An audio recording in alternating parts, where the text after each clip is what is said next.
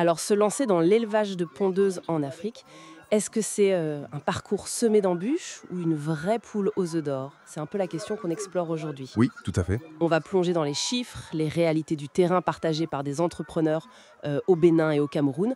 On a 2 analyses vidéo assez détaillées pour ça. Exactement. L'une qui suit une ferme de 1000 poules sur 2 ans, et puis l'autre qui détaille plutôt les coûts pour démarrer avec 2000 têtes. C'est ça. Et l'objectif, c'est de décrypter un peu les investissements clés, les coûts récurrents importants, et puis le potentiel de rentabilité. On se base vraiment sur ces expériences vécues, hein. D'accord. Ah, et précision importante. Ces analyses, elles partent du principe que le gros œuvre, le bâtiment, le terrain, l'accès à l'eau, tout ça, c'est déjà là. On se concentre vraiment sur le démarrage et le fonctionnement de l'élevage lui-même. Oui, c'est bon à savoir. Et ce qui est intéressant, c'est de voir les angles différents. L'étude d'Ariel Agbo-Djogbe au Bénin, avec ses 1000 poules, elle donne une vision sur le cycle complet de 2 ans jusqu'au bénéfice final. Mhm. Et puis, celle de Chris Farm Sarel au Cameroun, pour 2000 poules, elle zoome sur le capital nécessaire pour tenir les 5-6 premiers mois avant que les poules commencent à pondre. Mais alors, concrètement, on commence par quoi? Le point de départ incontournable, c'est l'achat des poussins, les poussins d'un jour. Les 2 sources, elles sont assez d'accord là-dessus. Ça tourne autour de 700 francs CFA par poussin. C'est, disons, la première grosse sortie d'argent. Ah oui, 700 FCFA. Mais attendez, si on regarde les chiffres de Christ Farm, cet achat de poussins, c'est presque une goutte d'eau par rapport à ce qui suit, l'alimentation. Ah ben oui. Ils estiment que ça représente 80% du budget initial avant la ponte. 80%. C'est colossal, non? Comment on explique un tel poids? Ben oui, c'est le nerf de la guerre, clairement. L'alimentation, en fait, elle se décline en plusieurs phases. Démarrage, croissance, pré-ponte. Et chacune a une formulation et donc un coût spécifique. D'accord. Pour 2000 poules, Chris Farm chiffre ce poste à environ 8,5 millions de FCFA. Juste pour les nourrir jusqu'aux premières pontes, vers la semaine 22, quoi. 8 millions et demi.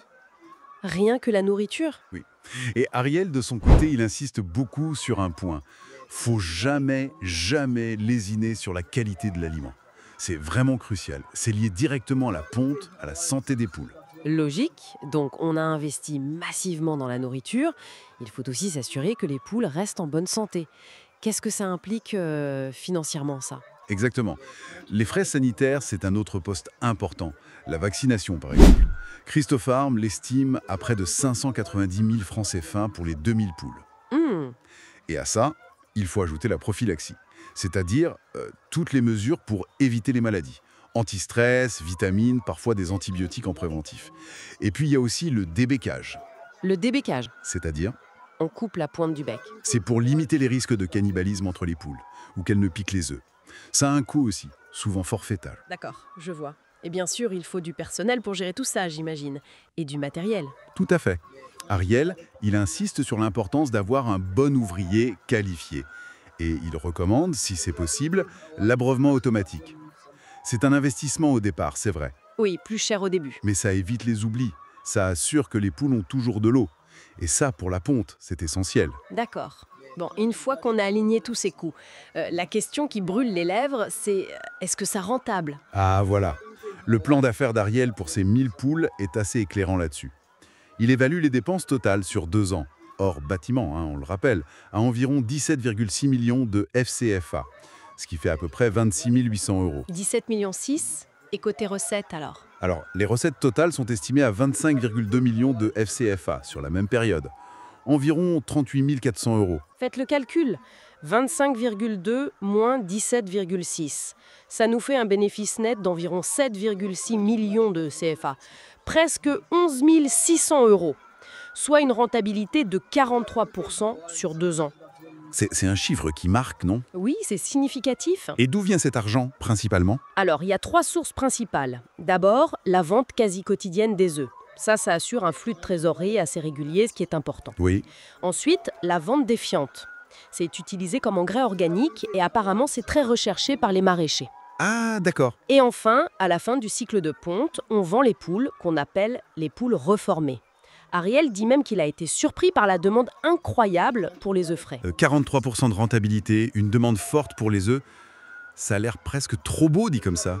Il doit y avoir des difficultés, des mises en garde, non? Mais oui, et c'est là que l'avertissement de Crass Farm prend tout son sens. Ils disent que c'est une activité délicate. Ils insistent, ce n'est pas pour les jongleurs. Pas pour les jongleurs. Voilà, ça demande des compétences techniques précises et surtout une assise financière solide. Il faut pouvoir traverser les premiers mois où les dépenses, surtout l'aliment, sont énormes et où les revenus sont inexistants. Oui, parce que les œufs n'arrivent pas tout de suite. Exactement. Selon Ariel, il faut souvent attendre 6 à 7 mois avant que la vente d'œufs commence à couvrir les charges courantes. Faut pouvoir tenir jusque-là. 6-7 mois sans rentrée d'argent significative, mais avec des sorties constantes. Faut avoir les reins solides. Ariel souligne aussi un autre aspect important, la flexibilité, savoir pivoter. Oui, c'est intéressant ça. Il avait démarré en voulant faire du poulet de chair, mais il a vite vu la demande pour les œufs et il s'est réorienté vers les pondeuses. Il note aussi que l'expérience aide beaucoup. Un bon ouvrier, dit-il, peut gérer jusqu'à 3000 poules. Ah oui, les économies d'échelle. C'est ça. Et avec le temps, on apprend à mieux maîtriser les aspects sanitaires, ce qui peut potentiellement réduire ces coûts-là. Donc, pour résumer, l'élevage de pondeuses en Afrique, ça présente un réel potentiel de rentabilité.